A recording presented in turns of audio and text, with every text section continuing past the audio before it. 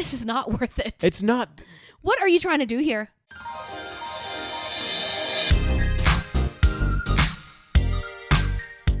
Hi, and welcome to the SaVeg Podcast. I'm Rose, also known as Cheap Lazy Vegan on YouTube. And I'm Daniel, one of your favorite guest stars on Cheap Lazy Vegan's YouTube channel.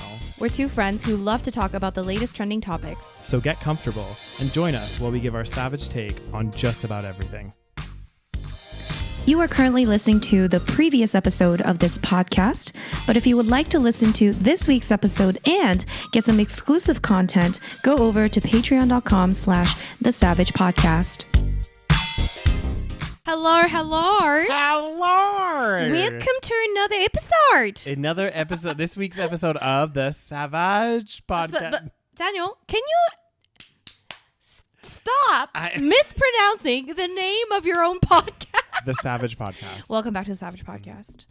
The reason why is because a lot of people get very confused and they think it's the SaVeg Podcast. That's true, they do. They do. And I would like to note that SaVeg Podcast is a play on the word savage, because we be savage to each other, especially in our reviews on the world. Oh, god dang it. And all kinds of things. Well, I would like to point out, was it last week's episode where we talked about the Olympic breakdancer we did, from Australia? Yes. I would like to say that I missed a golden opportunity. Oh, you did? Because I was watching the Australian breakdancer, if you can call her that. Live. Oh, which we could actually talk about that for a second. Because remember, there was some follow-up news to that. Right. But anyways, I was watching that on the podcast. And then you were doing we were filming a live reaction. I was like, oh my God. I was like, oh no. And I missed my golden opportunities to say, oh no. Oh no. Nori, oh what, no. What's she doing? She needs to go home. She does need to go home. Oh, anyways. Yeah. Well, we do have to talk about that because there's a bit of drama. Yeah, I heard. Bit of corruption. Yes. Tell the good listeners. I sent you a video, but Australian breakdancer. So basically, like, there's some. Let me find. Well, essentially, Rose had many questions when she saw this performance. Yeah. One of them was, how the hell did she get onto the Olympics in the first place? Like, there must have been like a process to go through or something, and that's where the scandal really gets going. Is, from my understanding, it turns out that obviously this is the first time they're doing breakdancing in the Olympics. Olympics, and so because it's new, they established some kind of body, like a regulatory body in Australia, and she was on it. Okay, so it says breakdancer rigged Olympic qualifier. Australian body slams disgraceful rumors. So so maybe we don't know. Maybe it's not actually verified. Who knows? Okay. Let's see here. Australian breakdancer Rachel Gunn, known by her stage name Ray Gunn, has been in the center of heated controversy. So she's 36 and she went viral for her unique but disappointing breakdancing performance. However, the Australian Olympic Body and Breaking Federation lashed out at the controversy surrounding the unfounded allegations, or saying unfounded allegations and misinformation have fueled it. So basically, I guess an anonymous individual on Monday made a petition which alleged that Gunn and her husband, Samuel Free, founded the Australian Breaking Association, the organization responsible for choosing which athletes would represent Australia in the Games. It further claims that Gunn and Free used their influence to rig the selection process, unfairly overlooking other talented female breakdancers, blah, blah, blah. The petition also accuses Gunn, a full-time university lecturer, of denying crucial funding. So basically, they're saying that it's rigged. Now, the Australian media confirmed that neither Gunn nor Free was involved in the founding of the Australian Breaking Body. Oh, interesting. So the Australian Olympic Committee and the Oz Breaking, the body responsible for overseeing the selection process, have issued statements to clarify the situation. They explained that the selection process for Australia's breaking team was conducted over 2 days and was open to all interested participants in the Oceanic region, blah, blah, blah. Despite the backlash, Gunn remains focused. Okay. So they did select her. So they did select her, and is it true that maybe her husband is part of the committee? Well, it's the media said he isn't, so I don't know, Roses. I don't know. Samuel Free, is that his name? Let's see here. Apparently he's her breakdancing coach. Might want to get a new coach. Potentially, but I mean, who the fuck knows? Yeah. Either way, I think the reason why there are speculations is because she was so bad that it's like, how is it even possible that she even made it this far? Because Olympics is like, you got to be the top of the game. The top of your game. There's been more stuff that has come out about it. Not directly about her getting into the Olympics, but because she's received like so much backlash, right? Like global backlash and God, stuff. It's so embarrassing. It's actually like it's kind of bad. Like, it is. Listen, she was bad. Yeah. Let's move on. Exactly. We're not moving on. No, we're not. But that's what people are saying too, like in the comments and stuff on like Twitter or X, and other places. They're like, look, guys, we get it. She didn't do great in the Olympics. She didn't get any points. Leave it at that. That's all it is. You know what I mean? Exactly. Like, come on. It is what it is. And then apparently she's like now, like, I don't know if it said she's like going to therapy or something, or she's like having a mental crisis because of all this backlash. It's like, okay, like, I blame the people that got her there. You know what I mean? Because it's like, sometimes you don't understand how bad you are at something, you know? And like, she wasn't awful. Like, you know, she had some moves, you know, maybe like we said, you know, good enough for a high school breakdancing teacher. Maybe, exactly. You know, for a white, you know, oh God, I was going to say middle-aged, but she's what, 36? 36? Not middle-aged. White, your doctor would disagree, though. Exactly. My doctor would say middle-aged. Yes.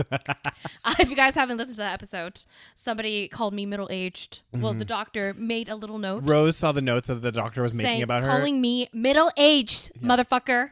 I was dressed like a high school student. He's like, yeah, middle-aged lady came in. Oh, God.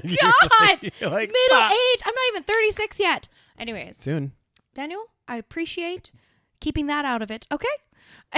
So, anyways, yeah, not the greatest, but maybe she thinks she's like amazing. Yeah. You know, maybe there's like 3 breakdancers in Australia. Apparently there is. Anyway, guys, before we jump into the actual stories that we wanted to talk about today, I just wanted to let you guys know, make sure you follow us on Patreon. Yes. Okay, patreon.com/the SaVeg Podcast. You get a little shout out at the beginning of the show. We don't have any new patrons this week. What the fuck is going on? I'm just kidding. But if you do join, you do get a little shout out, and you get every episode a week earlier than everybody else, ad-free content, and what else? And you get an exclusive episode every single month and access to all of the other exclusive episodes that we've done. Which are really fun. Exactly. From day one. So you get access to all of that in the library, and there's a little community there, and it's a super fun place. Exactly. So join us, you guys. Patreon.com/the SaVeg Podcast. So I really want to talk. Before we jump into the stories, one other announcement. Would it be, Daniels? Which I think we can announce it now because our website is officially live. Oh, we have a website, you guys. It's www.thesavagepodcast.com. There you go. Check it out. Yes. Tell your friends, tell your family. Yeah. Daniel's brother actually worked on it, which is very kind. I actually haven't had time to. Daniel, do you know how to type? Did you learn yesterday? Oh, goddamn! It'd be a gif of us. It'd be a GIF. It'd be a. Oh, God. Rose. Daniel is in a dark place today, you guys. It's not a GIF. It's a loop. It's a little loop of different. Is it an actual video? Like, can you hear the sound though? No, we can't hear the sound. But you can go to you can go here. So, guys. Oh my God, my green hair. I miss my green hair. Oh God, we have so many episodes. It's crazy, my friends. And then it's pretty cool because if you go, I'm just showing Rose the website because she hasn't seen it yet. And you can type shit on here, so you can go like. Oh, you can search stuff. Ooh. And then you can play directly off the website. Nice. Wait, when you play it directly off the website, where is it playing from? The RSS feed. Oh, so it's like okay, same thing as like. Like, is it from SoundCloud? SoundCloud, yeah. I see. Okay. Yeah. Cool, you guys. Guys, go listen. Yeah. Okay, or go check out our podcast website. Yeah, so that's www. We're official. 4 years later, finally official. Yeah, so www.thesavagepodcast.com. Amazing. Yeah, there's lots of little things on there, so go check it out. We're still working on the site. There's still some content that's going on there and stuff, but overall, you can go check it out. All the episodes are on there. Amazing. Yeah, it'd be a neat little spot. There you go. All right, you guys. So now that that's out of the way, I wanted to talk about the story that broke a few days ago regarding Matthew Perry. Oh, God. It's actually sad, okay? Yeah. So obviously this is news because Matthew Perry is famous and there's a lot of people around him that I'm sure has a lot of money that can, investigate into his death and all that stuff. When people are famous, it's like a big deal, okay? Yeah. But obviously, you know, I like Matthew Perry. Okay. I like Friends. I love Friends. It's one of my favorite shows. Wasn't he one of your favorite characters on the show, Rose? Of course, Daniel. Everyone loves Chandler Bing. Oh, so sad. So the news broke out that 5 people have been charged following the Friends actor's 2023 overdose death. So after he died, he was like dead in a hot tub. And I think we all found out that it was fentanyl, right? We're like, oh, it's fentanyl overdose. But then we were like, okay, he was prescribed fentanyl. But then were we speculating whether or not... Well, they said basically it was, no, it wasn't fentanyl. No, not fentanyl. Sorry. Ketamine. Yeah. Not fentanyl. Jesus. No, fentanyl is like... that's a way different drug. Yeah. But I seem to remember what had happened was he was like taking some prescribed medication, which was something with ketamine. And essentially what had happened is they found him, I guess, drowned, in his hot tub, right? So it's like the mixture of drugs. He wasn't able to like, you know, and this is the thing, guys, honestly, even if you're just drinking or doing any of this stuff, if you're doing it around water, there's like an extra risk. Yeah. But I think it wasn't just that he had a prescribed amount, which we will see here. Yeah. Right? Like, I don't know how much information has been out regarding his death before this information came out. Yeah. But basically it was like, okay, he had a ketamine. Well, remember, like it was like ketamine overdose. I do think I remember that. Yeah. And it was like extra sad because obviously like Matthew Perry has been like publicly dealing with addiction for the last like fucking, you know, 30 plus years probably. He's been very transparent about his journey. Very transparent. And the problem with addiction, especially people like Matthew Perry that are like severely addicted. Yeah. And I think like part of it is like his fame and the fact that he was on Friends but then like never really had the same amount of success anywhere else. I think that contributes to it as well. And then you have all this money that just comes in. It's wild to me. Imagine. It's wild to me with the Friends stuff, because I remember I actually did see a clip of him speaking about his addiction and stuff. Yeah. And he was saying like there was some episodes of Friends where he like barely remembers doing it. No, Daniel. He doesn't remember 3 entire seasons or 3 seasons or something insane. But that's crazy because like watching the show. I know that's why he was so good at what he was doing. But like watching the show, the only thing that I noticed with him when I watched the show is like this huge fluctuation in weight. He'd go really skinny, get really big. That's he'd go how really you skinny. knew. Yeah. And he would say like, basically when he was skinny, that's when he was on like Coke or I don't know, like those things. When he was like overweight, it was the alcohol, right? So that's what he was saying. Like so like his weight was like basically dependent on what kind of drug he was like using at the time. So it's like actually really fucking sad. So like anyways, so he like got famous, still was addicted for however, like again, like addiction like follows you I think like forever, essentially. So anyways, so I think he was prescribed ketamine at first for whatever reason, but then again like there's probably addictive components to it, and especially if you're already suffering from addiction, you probably want more. And I assume so he then got it from, I think like he got more than he was prescribed. So anyway, 5 people have been charged in connection to his death from ketamine overdose last year. So this includes the actor's assistant and 2 doctors. Oh my God. These fucking doctors around Hollywood celebrities, they need to be fucking audited or like checked. Wasn't the Michael Jackson death, there was like a scandal there too? Because imagine like you are a doctor and like we assume doctors are like fucking ethical, but they're not. Not all, like they're all human beings like the rest of us. Some of them are good, some of them are bad. So imagine them like around these fucking bazillionaire celebrities that can give you like fucking $100,000 for something that you could easily fucking give or whatever. Yeah. Anyways, so basically they were charged because these defendants took advantage of Matthew Perry's addiction issues to enrich themselves. So they knew what they were doing was wrong. And essentially, they were supplying Perry with large amounts of ketamine, causing his October 2023 overdose death. So here's what we know. So they were prescribing him probably like too large of quantities, or they were, you know, like helping him basically get more than what he should have been. Exactly. So it wasn't based on, because like ketamine, like it is used in a medical setting, but it has to be, I think, supervised. Yeah. And it is very easy, I think, to like take more than you had intended. Yeah. And so anyways, so one of the doctors, Dr. Salvador Palencia, was arrested Thursday, charged with 1 count of conspiracy to distribute ketamine, 7 counts of distribution of ketamine, and 2 counts of altering and falsifying documents or records related to federal investigation.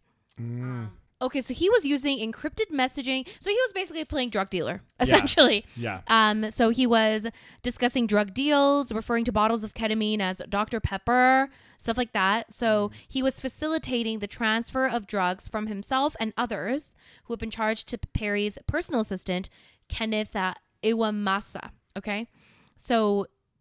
And then, so this is when the text messages also were leaked. So apparently they exchanged text messages with others involved in the drug sales, sending ones that said, "I wonder how much this moron will pay." Let's find out. Oh, it's so fucked. But also I wonder, like, and again, I'm playing devil's advocate here, right?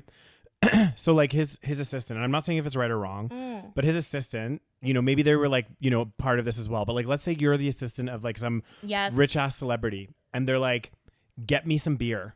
Yeah. Get me some shit. Get me this. Get me that. You're going to be like... I know. I was thinking the same thing. Yeah. So I was speculating as well because I was like, I kind of like don't feel bad for anyone in this situation. Yeah. Except for the assistant because I'm always thinking like, okay, power balance here. Yeah. I don't know where this person is coming from. I don't know. But I don't think he's as innocent as we want. Like, of course, I do always think, I'm like, oh, maybe they're in a tough situation. Yeah, because like, you kind of get the idea of like these assistants working for some of these celebrities.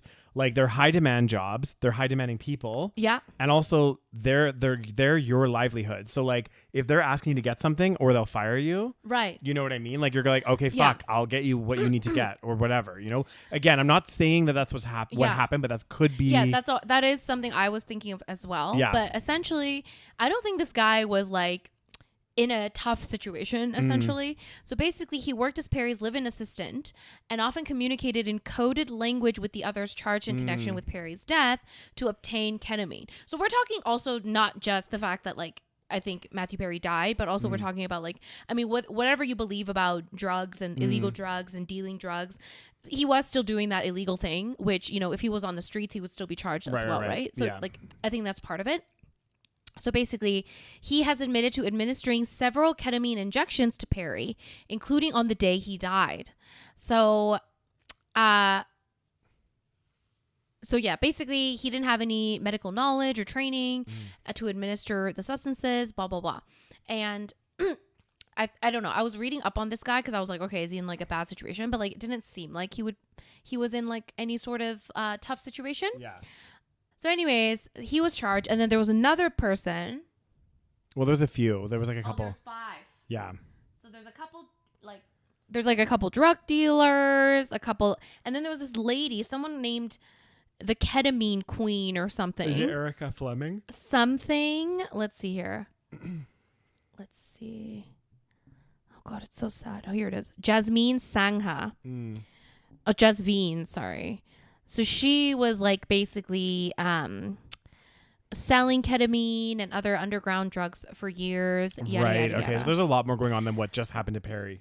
Matthew Perry. Oh yeah, for sure. So I don't think it's just like, oh, he died, but I think like because he died, it kind of like, they were doing investigations. And again, this kind of shit happens to people all the time, but because he's famous and rich, we do care about it more here. And it's wild because I've watched a bunch of documentaries on Netflix about this kind of stuff, and it is wild. Some of the stuff that goes on in the medical industry. I watched another one that was like, it was talking about not Florida. Anyway, somewhere down south where they're having like, I think it was New Orleans. It was like around New Orleans area where they're having like an opioid crisis. And it showed like they would have these like this one guy that was called the pharmacist. His son died of an overdose. Oh, I've heard of this. And then he took it upon himself to like start investigating because all of these people were coming into his pharmacy with these prescriptions all written by the same doctor. And he was like, what the fuck is going on? Like, why is this doctor writing so many Oxycontin prescriptions and high ones too? So then he went and investigated himself and like tried to direct the police. And anyway, long story short, this particular doctor who did get charged eventually, but she was operating what the authorities started calling, they called them like pill factories or pill clinics, where basically all they would do, and you had to pay, first of all, you had to pay an extra fee, of course, just to go there. Like just to even get seen by this doctor, they were collecting money. Like, oh, it's $100 for a visit. Sure. Because you're paying for her to basically write your prescription, right? Then she'll write your prescription of all the prescription drugs. And then all those drug companies also are like given her kickbacks and stuff. Of course. So she like was overprescribing so many people. It was wild. And every time they'd go to her clinic, it was like just lines of like junkies and all these people waiting to get their prescription. It's so sad. Yeah. And it's like, it's crazy, but this happens a lot, like that we don't know about. And like, these doctors are, like you said, like not all doctors are good people in a sense that like, you know, they're people too. Like they're greedy. They can be like shady, just like everybody else. Just because they went and got a medical degree doesn't make them better than anyone else. You know what I mean? Oh, exactly. So we don't know what's going on in those doctors' offices or anything. It says here, the last known words of Matthew Perry, we don't know if this is true, okay? But apparently he said, "Shoot me up with a big one" to his assistant. Oh, God.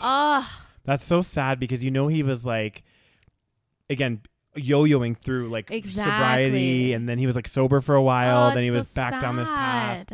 Yeah. Well, like, what are you supposed to do, right? Because, like, if you're already kind of addicted to, like, basically all these substances, and then let's say you get sick or, you know, you need some kind of help, right? Like, maybe you're in pain, and then you have to be on a prescription. But then imagine that's like giving an alcoholic, like, a vodka soda. You know what I'm saying? Being like, hey, have a few of these. Like, here you go. Like, so it's like, what are you supposed to do? Because then you're like, oh, now I'm, like, having it, and now I can't stop. Now I need more.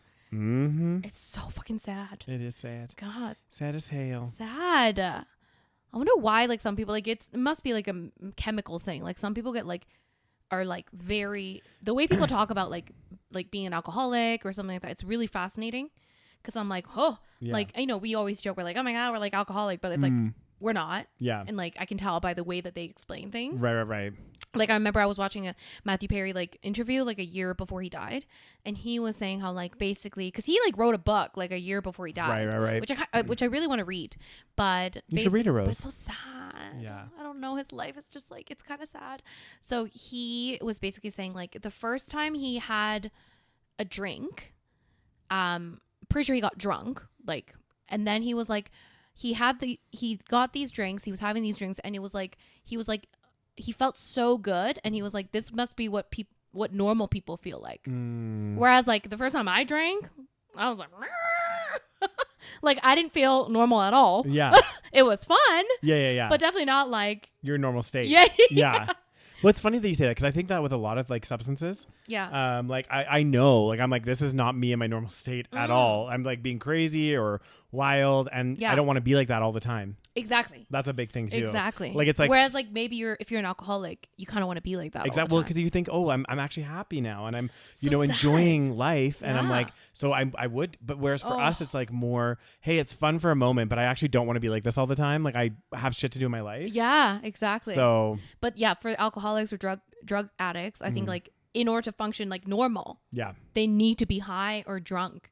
Is that crazy? It is. I always wonder too, like there needs to be more studies done on this, because I know there are some people that just naturally have an addictive personality and are way more likely to get addicted to substances. Yeah. But I also wonder too, depending on the type of substance and the potency of the substance, what its addictive capacity is for the general public. Not general public, but for everybody. You know what I mean? Like for someone that isn't predisposed to get addicted. Yeah, I think there are still... Yeah, I think we have to kind of like, there's probably like some kind of balance between nature and nurture kind of thing, or what's the term? Like whether you're born with the addiction gene, and then you have the heroin, and then it's like a fucking disaster. Yeah. Whereas like you have no addictive gene, and then you do heroin once, and then you're fine. You're probably okay. Yeah. So, but I think the problem with like addiction or even just like substances that are addictive is that it's, first of all, like alcohol is like the most used drug, and it's legalized and it's glamorized and it's all over. And it's in every single social event that we do. It is everywhere. So like I can't even imagine like if I was an alcoholic, like it's hard enough for non-alcoholics like us to not drink, to navigate. Exactly. Yeah. So it's like it already makes it addictive by like social nature. Yeah. But then imagine that plus you actually have that chemical. It's crazy. I can't imagine, like, I think that'd be like the worst. Yeah. Like being an alcoholic and dealing with that. Everything that we do. Birthday parties. Let's go to the bar. Weddings. Open Let's bar. get fucking drunk. Yeah. You know, Any function. Summer barbecue. Let's have some drinks. Bowling. Let's fucking drink. Camping. Rafting. Yeah. Gotta take drinks everywhere. Yeah. It's crazy. God it's damn, crazy Daniels. And we be participants. We Lord Jesus. We definitely is. We definitely is. But it ain't good. It's fun, but... Okay, guys. Next story. So... this is crazy. This be crazy. It's a bit sad. But just a bit sad. No, it is sad. It is sad, but also like super yacht. I know, and so like it's super hot. Super yacht are super expensive. So it says the title of the story: Canadian dead and several others. So I heard that this one person had died, and that there's about 6 people that are missing. But we'll see in the article the exact numbers. But I guess there was a super yacht that capsized. Off of the Sicilian coast. Again, another reason why I'm not doing a cruise, Rose. I do not trust these boats, okay? But a super yacht? I feel like it's like more dangerous. Or am I just A yacht's crazy? more dangerous? Maybe. A super yacht. Maybe. I mean, I don't know. I don't know what Well, here's the problem with these. I think it's a similar situation to private jets. Right? Because like a super yacht would be a private like luxury thing, right? Whereas like a cruise that you pay for, it's usually like governed a bit better. Like as and in there's like more people on it. There's more people on it. There's more checks and balances. I feel like, anyways, there should be, because it's like it's obviously like a public. You can buy tickets and stuff like that. And there's like regulations and all this stuff. Whereas like. And the same thing with like commercial flights. Yeah. Whereas if you have a private jet, there's a lot more, leniency, if you will. Like, oh, it's kind of rainy, but like, let's just go anyway, But anyway, so I guess this is a Canadian article, which is why we're focusing on this Canadian man. So a Canadian man has died after a luxury yacht was struck by an unexpectedly violent storm and sank off the coast of Sicily. Holy fuck. Yeah, and especially with climate change, like I'm not taking that risk. Okay, we don't know what's going to happen out there. I did want to do Yacht Week at one point, but Yacht Week's a bit different. Yeah, I feel like you're not like super far off. No, this is my rule of thumb. I said this before, and I will say it again. I'm comfortable getting on a boat as long as I can like see the land. Okay. Because then if any shit happened, like you know what, like, you could still die even when you see the land. But it gives me peace of mind. Sure. So that I'm like, if all shit hit the fan, you know where to swim to. Exactly. And like, I mean, I'm not saying obviously if the currents are really strong and everything, you can get fucked. But like, I'm a pretty good swimmer, so I would just like fucking try to beeline it for the coast. You are a good swimmer. Yeah. So it says here the British flagged Bayesian, a 56-meter long. That's pretty large. It's huge. Sailboat was carrying 22 people, and it was anchored just offshore near the port of Porticello, when it was hit by ferocious weather. Yeah. So the super yacht vanished quickly beneath the waves shortly before dawn. 15 people escaped before it went down, including a 1-year-old girl. God damn. Well, thank gosh she escaped. How'd they escape? I mean, maybe they probably had some kind of life raft situation or something. Yeah, whatever situation. The Palermo Port Authority. God, this reminds me of White Lotus. I know. I'm just thinking of that. So they have recovered the body of Thomas Ricaldo, a Canadian-born man who had been living in Antigua. So he had been the ship's onboard cook. Yeah. God, it's so sad. It'd be sad as hell. So, this is going to show you how. So 6 people are missing. Yes, 6 people are still missing. So they haven't found their bodies. They haven't found which basically means they're probably gone. Yeah, because this is the thing, guys. At the end of the day, this is going to sound horrible, but like if you fall off of a yacht into the sea and you die, like chances are it's going to be hard to find your body. Well, the thing is, if you go missing and you're in a boat and you're in the ocean, in the middle of the ocean, where have you gone? Yeah. Other than down. Yeah. You know what I'm saying? Like there's only a few places your body could possibly be. I was reading this thing, not reading this thing. I remember like there was a lot of studies that have been done about about bodies in about bodies in water and what happens to them in water. Oh God, what happens? Interestingly enough, you know how quite often they'll like weigh bodies down, like murderers and stuff, right? Sure. And I heard, and I could be wrong about this, guys, but I seem to remember that they were saying part of the reason is like as the body like decomposes and things start eating it in the water, it actually floats to the surface. Because it gets lighter? Because it gets like more, maybe the gases or something get more like buoyant. Oh, yeah. I've heard this as well. And that's why they try to anchor things down. But if they get loose of the anchor, they'll float to the top and then they'll just like be floating. Because like, when you ever think of you see a dead body, it would just be like floating on the surface. Yeah. Because of the even way. in seawater. Yeah. Okay. Yeah. And so I think.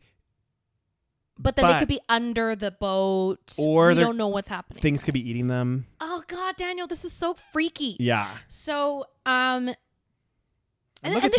yacht doesn't look like that. Looks like it would be dangerous.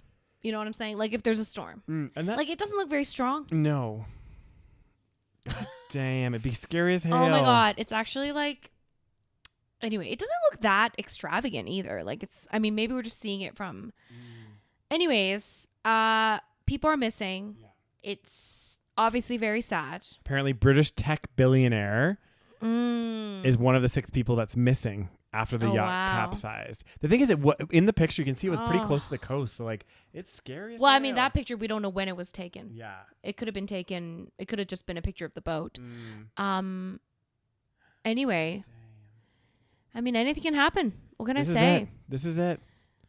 You know, money, millions of dollars, billions of dollars can't save you from a storm. Let me tell you. It also can't save you from a collapsible, sinkable submarine. Oh God, I forgot. Was that last year? Yeah. No, it was. Was it this year? No, it was last year. Yeah, it was last year. It was in. I remember because I was in Italy. It was in June of 2023 that this was happening. Right.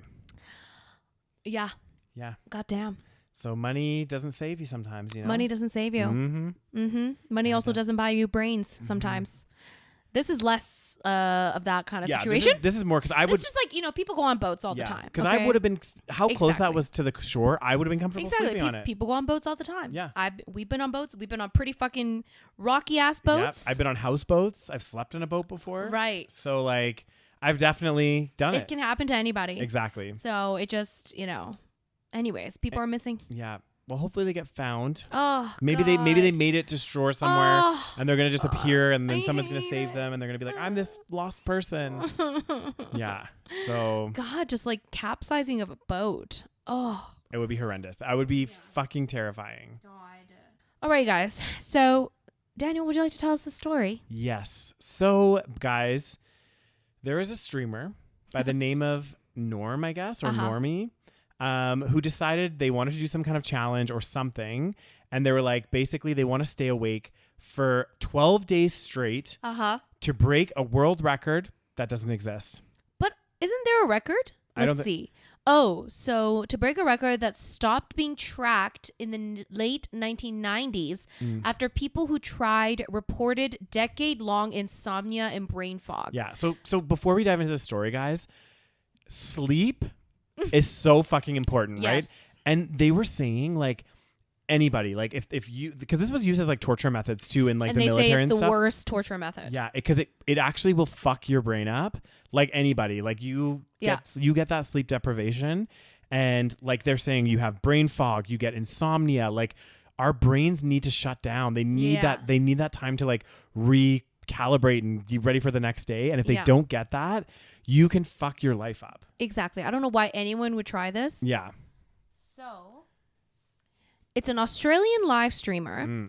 Lots of things going on down under. Oh, I know. Down under, for sure. Not many good news is coming from Australia. No. Sorry, the live streamer was banned from multiple platforms. Oh my God, I can't do it. For trying to stay awake for 12 days to break a Guinness World Record that's no longer being tracked due to health concerns. So he wouldn't even made. So basically, I think what they mean is he wouldn't have made the Guinness World Records because they would not have even recorded it. No, they wouldn't accept it. They'd be like, no, this is because then they don't want to do that because then it's going to give somebody else an idea to surpass it. It's very dangerous. So Norm, 19, attempted to break the record for the longest time without sleeping, which was set in 1986 by Robert McDonald, who remained awake for 18 days, 21 hours, and 40 minutes.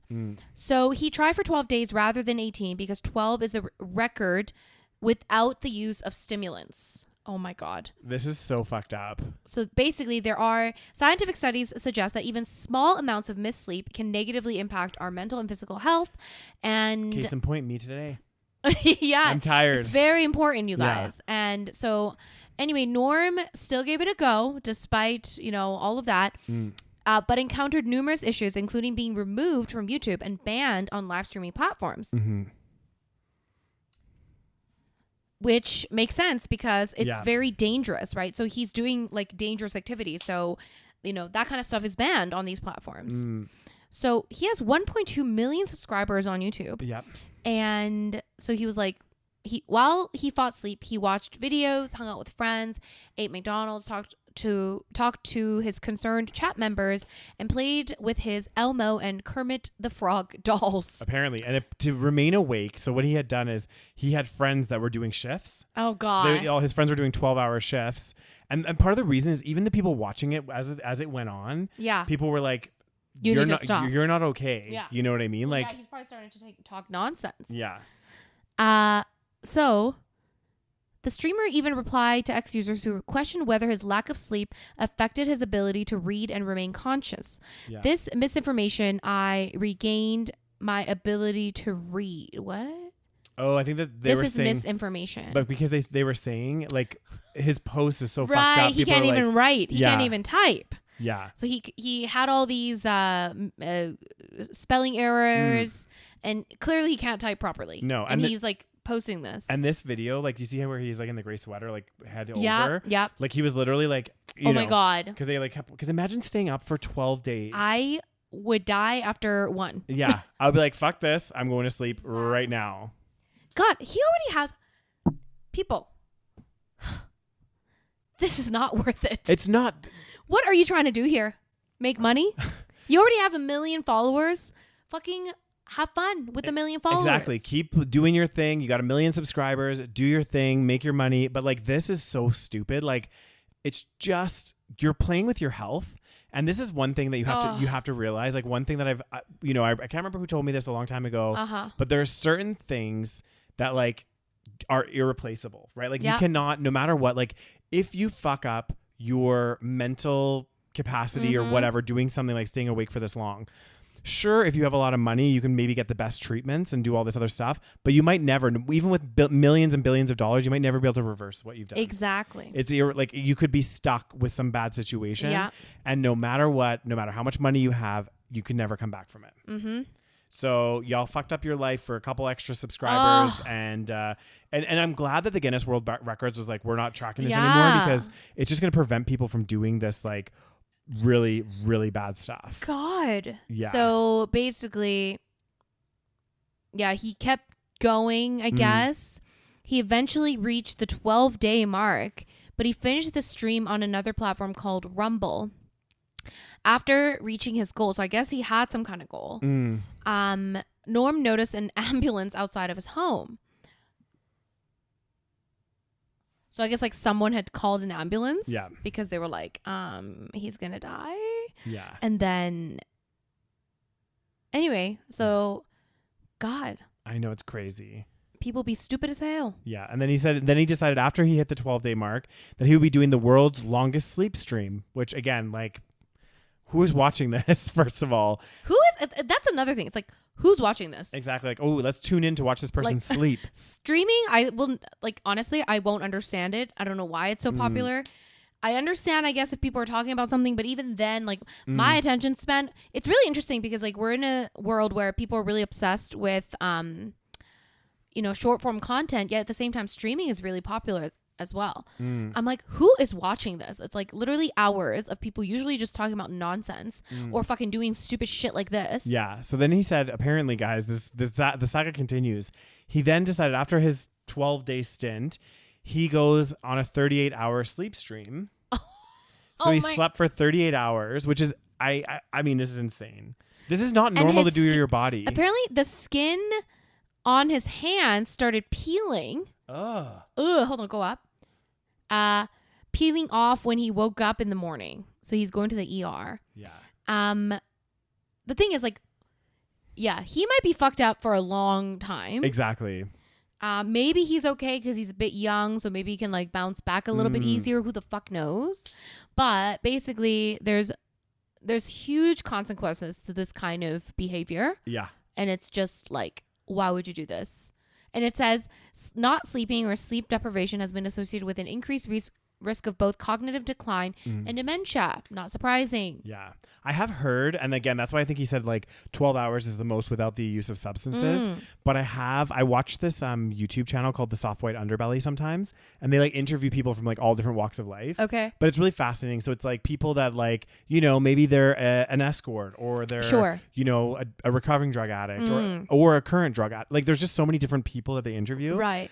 And there was some people on there. I can't remember the guy's name, but he was on this and they were chatting with him and they're like, oh, so like he was addicted to like crystal meth or something like this. And he said like one of the worst things with this drug is like once you go on a bender, it's like you go on a fucking bender. Like he's like, there was periods of time where I actually was fucked up on this drug and didn't sleep for like 6 days. Right. Because you're just high as fuck. Yep. And you continue to be high as fuck for like, and you keep taking more and take more. And then you crash, obviously. But like, can't think of anything worse. I know. I'm like, oh, imagine not sleeping for like 5 days. Oh. Like, what would you do all day? Like, be high as fuck, I guess. Yeah. Oh God. Oh God. But anyway, guys, do not try that at home. Don't sleep. Don't do this kind of stupid shit. Okay. Yeah. Also, you have to remember too, like another thing that we kind of didn't touch on, but a little bit, like you have the one thing of the sleep deprivation, then you have this crazy amount of sleep, but also like our bodies exist in a kind of rhythm. You know, we have like a kind of circadian rhythm. Exactly. We wake up at certain times, we get into a routine, and our body's like that, right? Yes. If you do shit like this, you are fucking up your body's routine. Yeah. And it's gonna like mess things up significantly. Yeah. Like sleeping for 38 hours and then waking up all of a sudden, it's like your body's like fucked. Well, and even think about like, you know how we have daylight savings, and even they say on the day that the clock switches, and I'm sure it happens either way it's going, you know, whichever way it's going, the day that the clock switches, there's higher number of like car accidents, strokes, like all this kind of stuff. Yeah. Just from 1 hour difference. Yeah. So people are already fucked up because maybe they slept 1 hour less, or they're just disoriented because they're used to a certain time. Exactly.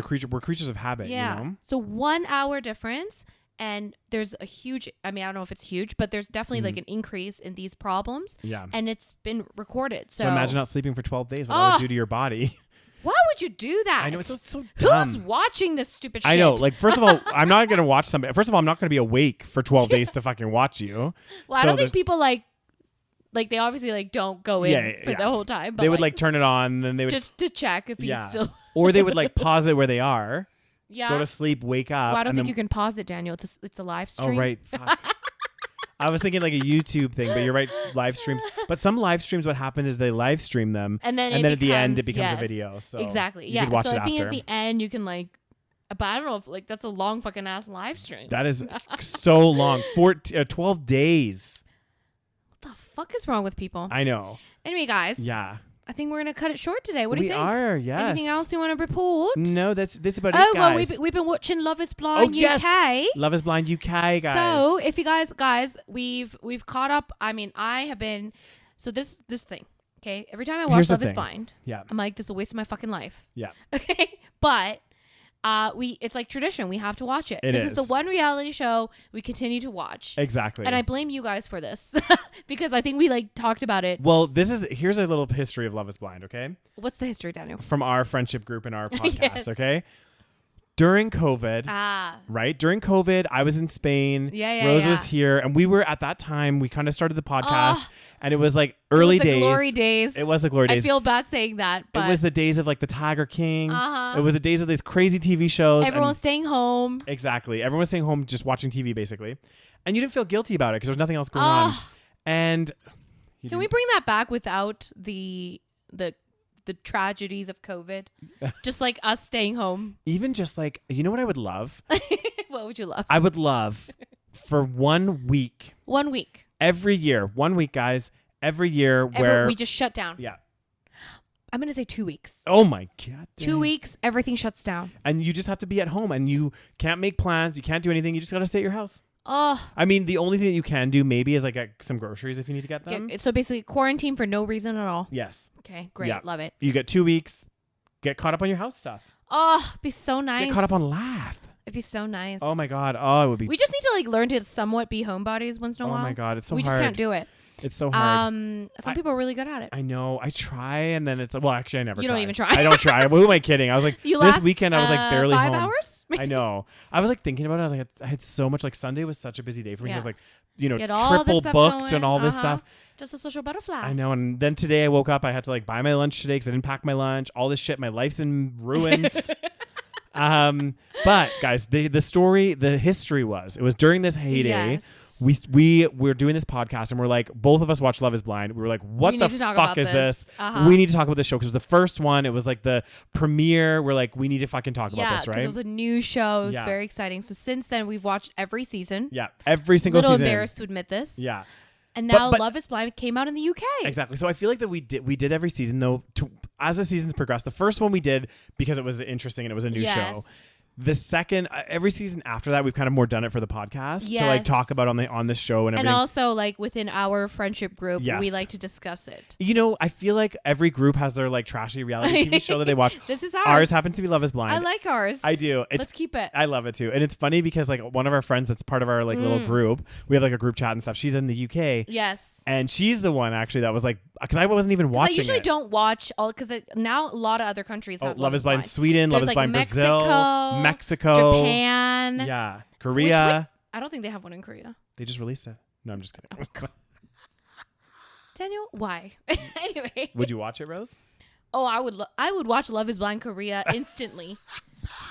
I think it'd be fantastic. Mm-hmm. Anyways. Yeah. So yeah. Anyway, Christelle like said in our group chat, like we were just like chatting and stuff. She's like, you have to watch it, guys. It's like it feels like the season 1 of the US one. Right. So like, you know what? Fuck it. I'm gonna start watching it. And I started watching it, and you know, Daniel fell in love. I fell in love with one of the characters, and all of a sudden he wants to move back to the UK. I know, and I'm like, oh, guys, if you watch it, I'm obsessed. Well, you know what? I'm gonna say I'm obsessed with Freddie. He's from Manchester. He's just like he's a sweetheart, but also so fucking hot. He's pretty hot. Yeah, and I'm just like, oh, he just seems like such a nice, genuine guy. But you're right. He does seem a bit boring. This is the thing. So without revealing too much, he doesn't really like do much. Like that's one of the contention that happens with him and his. I'm not going to say who he's with, but his partner or whatever, where she likes to go out. She likes to do things. She's not like a partier or anything, but like is more social. And he's like very introverted and like doesn't like his idea is just like come home from work every day, stay home. Yeah. No wonder he looks so good and probably has his life in order. Yes. He just stays home. Exactly. That's why his house is so clean and organized. Yeah, exactly. Although there's when they get to his house, they walk around and he has this like really weird mirror in his room that's like a glittery mirror. Did you see it? I was like kind of half watching it. Yeah, and I was like, why do you have like a mirror with like glitter all over it? Like it's so random. Interesting. Yeah. He's like, it goes with the aesthetic in the room. And they're like, Anyway, Daniel's in love with him. I am. We're still waiting on the final results. Yes. But yeah, if you guys want us to do a deep dive, let us know because we've been doing it for the USA ones. It's tradition. And this one was also quite interesting. It was, yeah. So if you guys want us to do a deep dive, let us know. I mean, we're probably going to do one anyway. Yeah. But let's see how it goes. Let's see how many people in the comment section, right? You know, do it. We're watching Love is Blind UK and we want to hear your guys' take. There you go. And on that positive note, thank you guys so much for listening to our podcast. Make sure you check us out once again on Patreon, patreon.com/the SaVeg Podcast. Yep. And all the episodes will be ad free on there. Every episode will be a week earlier than everybody else, and a bonus episode every single month. Yes. And don't forget to hit follow on whatever podcast platform you're listening to us on. And guys, go check out our new website, www.thesavagepodcast.com. Episodes are on there. There's some little blurbs about us, all sorts of things on there. So cute. Go check it out. Right. And subscribe to our YouTube channel. Yes. All right, guys. Thank you so much for listening. And we'll talk to you guys next week. Bye.